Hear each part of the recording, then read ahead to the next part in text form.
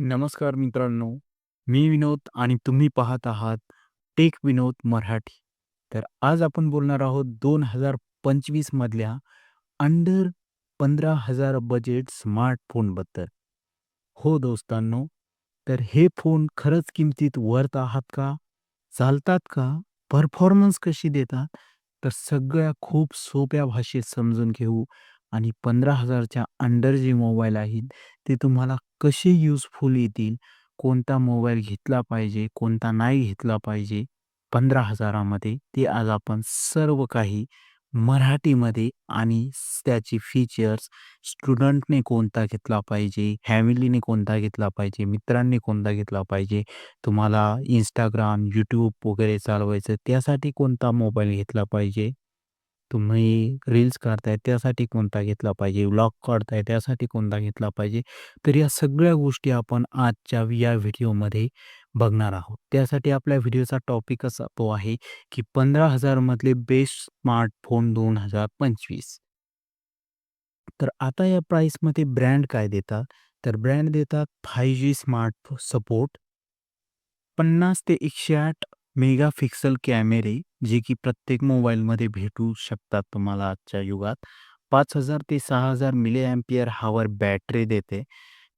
90 hertz ते 120 hertz display देते.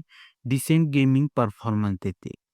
सगळे फीचर्स असले तरी ओव्हरऑल एक्सपिरियन्स हा खूप फरक पाडतो, जो की 15,000 आणि 25,000 किंवा 30,000च्या मोबाईलमध्ये. परंतु असं नाहीये, की तुमचं बजेट जर 15,000च्या अंडर असलं, तरी तुम्ही बेस्ट मोबाईल घेऊन बेस्ट यूज करू शकता.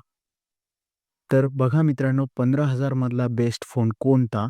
ते आज आपली थीम आहे, आज आपलं टायटल आहे आणि आपण 15,000 मध्ये कसा बेस्ट फोन घेऊ शकतो आणि 15,000 मधला आतला मोबाईल घेताना आपल्याला कोणती काळजी घ्यायची आहे, कोणते फीचर्स यात असले पाहिजे, हे महत्त्वाचं आहे. आपण कशासाठी मोबाईल घेतोय, हेही महत्त्वाचं आहे. आपण कोणत्या यूजसाठी मोबाईल घेतोय, तर आपण कोणता मोबाईल निवडला पाहिजे, हेही खूप महत्त्वाचं आहे. तर व्हिडिओ शेवटपर्यंत बघा. खूप मज्जा येणार आहे आणि खूप इन्फॉर्मेशन व्हिडिओ मिळणार आहे. अंडर 15K मध्ये मिळणारे बेस्ट फीचर्स. 2025 मध्ये 15,000 खाली तुम्ही 3 गोष्टी नक्की एक्स्पेक्ट करू शकता. हो मित्रांनो, जे की तुम्ही 25,000 मध्ये जरी मोबाईल घेऊ शकत असाल आणि 15,000 चा जरी तुमचा मित्र मोबाईल घेऊ शकत असाल, तर या 2 मध्ये तुम्ही या 3 गोष्टी एक्स्पेक्ट करू शकता, जे की 5G बँड्स 3 ते 7 बँड्स मिनिमम असे आहेत, जे की तुम्हाला 5G देऊ शकता. दुसरा आहे 6,000 milli ampere hour plus 25 watt 33 watt charging capacity. हो मित्रांनो, हे 5G बँडमध्ये जो की तुम्ही 25,000 चा मोबाईल जरी घेतला तरी मिळू शकता आणि 6,000 चा 15,000 चा जरी मोबाईल घेतला तरीही मिळू शकतात. तिसरं आहे 90 हर्ट्ज ते 120 हर्ट्ज डिस्प्ले मिळू शकतो तुम्हाला 15,000 मध्ये, तुम्ही जर चांगला मोबाईल जर चूज केलात तर. अंडर 15K सेगमेंटमध्ये काही गोष्टी कॉम्प्रोमाईज असतात, ज्या की अमोल्ड डिस्प्ले कमी ब्रँड देतात. हा ब्रँड तुम्हाला 15,000 मध्ये एमोल्ड डिस्प्ले मिळू शकणार नाही. जर तुम्ही सर्चिंग केलं व्यवस्थित तर मे बी मिळू पण शकतो, असं काही नाही. दुसरं आहे कॅमेरा प्रोसेसिंग ॲव्हरेज असते, जे की 15,000, 25,000, 35,000, 1,00,000 मोबाईल जे आहेत, त्याची कॅमेरा प्रोसेसिंग ॲव्हरेज आणि 15,000 ची कॅमेरा प्रोसेसिंग ॲव्हरेज कमी असू शकते.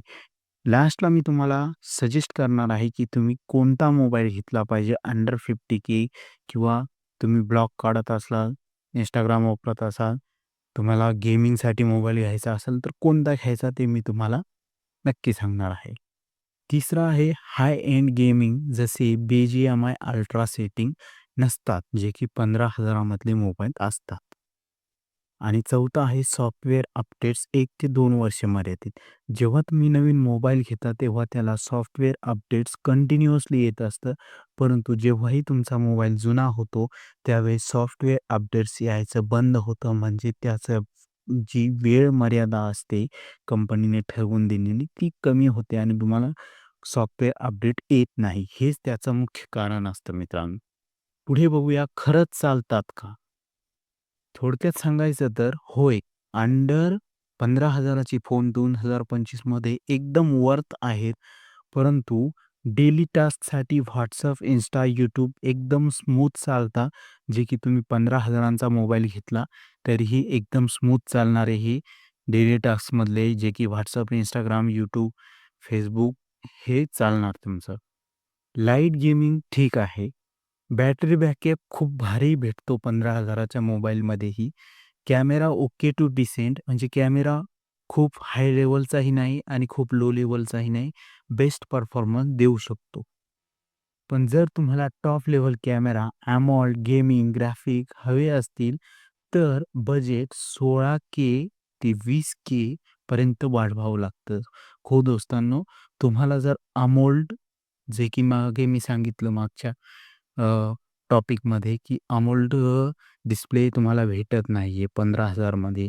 गेमिंग ग्राफिक्स हवे असतील, काही टॉप लेव्हल कॅमेराज हवे असतील, तर तुम्हाला थोडं तुमचं बजेट वाढवून 16,000 ते 20,000 पर्यंत वाढवून चालावं लागणार आहे.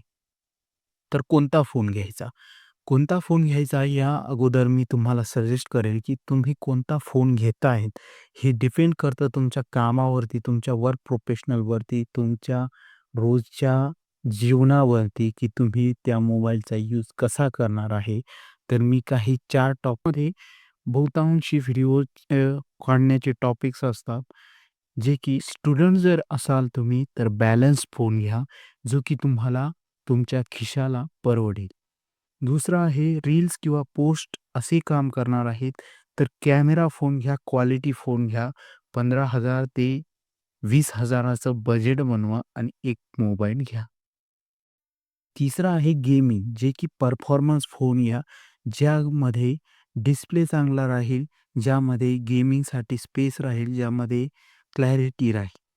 आणि चौथा आहे फॅमिली यूज, जो की तुम्ही बॅटरी फोन यूज करू शकता, जो की फॅमिली यूजसाठी तुम्हाला हवा असेल, तर फॅमिली फोन यूज करू शकता. तर मित्रांनो, हे होतं 2025 मधल्या अंडर 15,000 बजेट फोन्सवर हॉनेस्ट रिव्ह्यू होता हा. तर हा व्हिडिओ आवडला असेल तर लाईक करा, कमेंट करा आणि टेक विनोद मराठीला या यूट्यूब चॅनलला सबस्क्राईब करा. कारण पुढच्या व्हिडिओत आपण पुन्हा भेटणार आहोत. असाच नवीन खूप टॉपिक चांगला मी आणणार आहे. जर हा व्हिडिओ उपयुक्त वाटला असेल तर लाईक करा, शेअर करा, सबस्क्राईब करा टेक विनोद मराठी या यूट्यूब चॅनलला.